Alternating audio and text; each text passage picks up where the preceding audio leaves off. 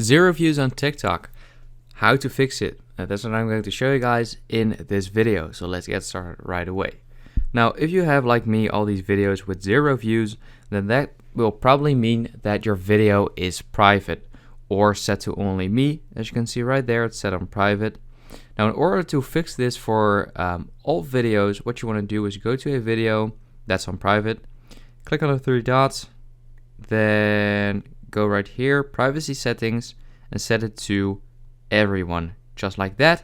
I'm not going to do it though, but that's how you can do that for old videos. Now for new videos, you want to just record something short like this, like whatever.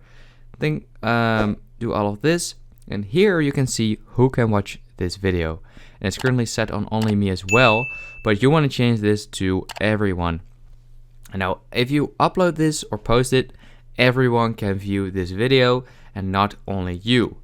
And the second option that can fix it is, let's say you don't put the video to only me, but you still don't get a lot of views or just zero views. Then what you want to do is go to the settings, go to privacy, and here where it says private account, that might be toggled on.